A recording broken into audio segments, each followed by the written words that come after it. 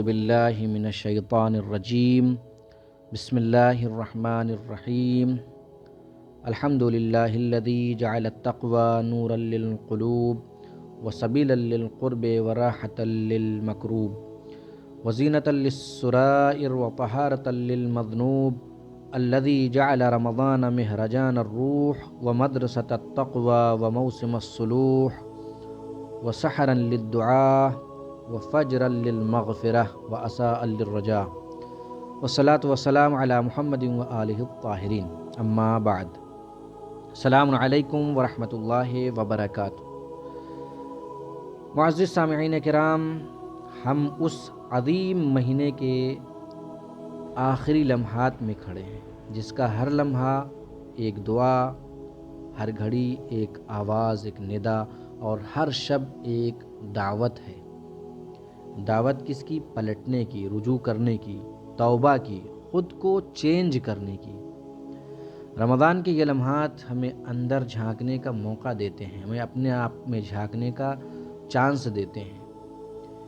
ناظرین اور سامعین، ہماری گفتگو کا جو عنوان ہے اس اشرے کا، ماہ رمضان اور روحانیت کی تعمیر، اور ہمارا مقصد یہ سمجھنا ہے کہ رمضان صرف ایک موسمی عبادت نہ بن جائے بلکہ ایک مستقل روحانی سفر کا آغاز بن کے رہے۔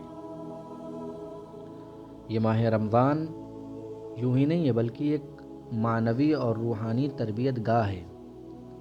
رمضان محض 30 دنوں کا کیلنڈر نہیں ہے، یہ 30 دروازے ہیں اللہ کے قرب کے، 30 سیڑھیاں ہیں نفس کی بلندی کی، اور 30 چراغ ہیں جو دل کے اندھیروں کو جلا دیتے ہیں۔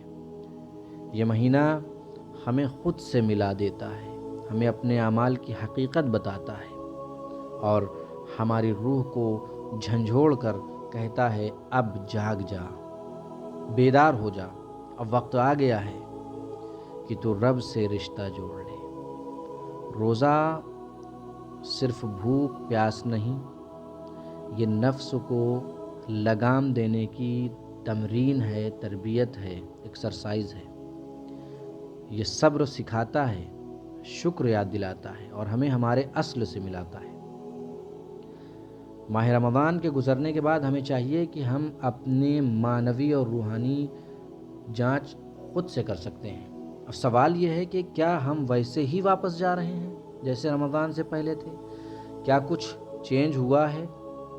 کچھ جاگا ہے؟ کیا دل میں سکون ہے یا نمازوں میں سرور آیا؟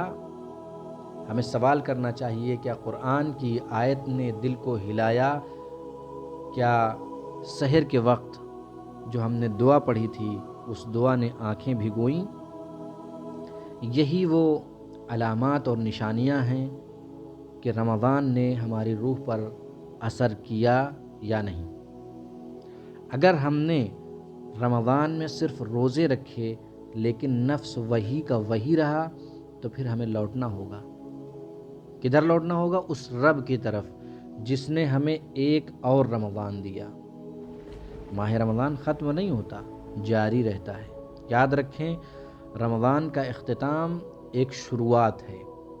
اگر ہم نے تقوی حاصل کیا تو وہ تقوی ہمیں آگے لے کر جائے گا۔ اللہ نے ہمیں دعوت دی تھی، اب ہم پر ہے کہ ہم اس دعوت کو یاد رکھیں یا بھلا دیں۔ تقوی ایک موسم نہیں ہے، یہ ایک نور ہے، روشنی ہے جو رمضان میں ملتی ہے اور باقی زندگی کو منور اور روشن رکھتی ہے۔ یہ روحانیت جو ہے اس کے مستقل 3 چراغ ہیں۔ ذکر کا چراغ، قرآن سے رشتہ اور سجدے کی گہرائی۔ ذکر کا چراغ، جب دل غافل ہو جائے، زبان ذکر کرے اللہ اکبر، سبحان اللہ، الحمدللہ، یہ چھوٹے الفاظ بڑے زخم بھر دیتے ہیں۔ اسی طریقے سے قرآن سے رشتہ، ہمارا قرآن سے رشتہ، قرآن دل کا آئینہ ہے۔ روزہ یعنی روزے کی حالت میں قرآن ضرور پڑھنا چاہیے، روز تھوڑا پڑھیں لیکن سمجھ کر پڑھنا چاہیے۔ ایک آیت بھی اگر زندگی بدل دے، لائف چینج کر دے تو کافی ہے ہماری زندگی کے لیے۔ لیکن سمجھ کر تعقل و تدبر کے ساتھ۔ سجدے کی گہرائی کے سلسلے میں سجدہ صرف ماتھا زمین پر رکھنے کا نام نہیں ہے۔ ہم سجدہ تو بہت کرتے ہیں اور طولانی بھی کرتے ہیں، لیکن سجدہ صرف ماتھا زمین پر ٹیکنے اور رکھنے کا نام نہیں، یہ دل کو اللہ کے حضور رکھنے کا نام ہے۔ جو سجدہ دل سے ہو وہ دعا بن جاتا ہے۔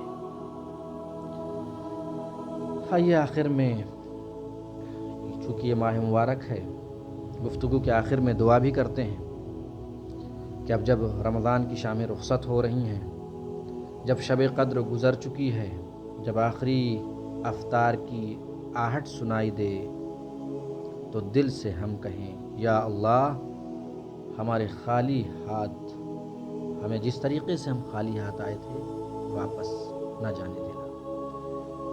ہم تیرا کرم لے کر لوٹنا چاہتے ہیں۔ اے میرے اللہ، ہم خطا کار تھے، تو ہمیں توبہ گزار بنا دے۔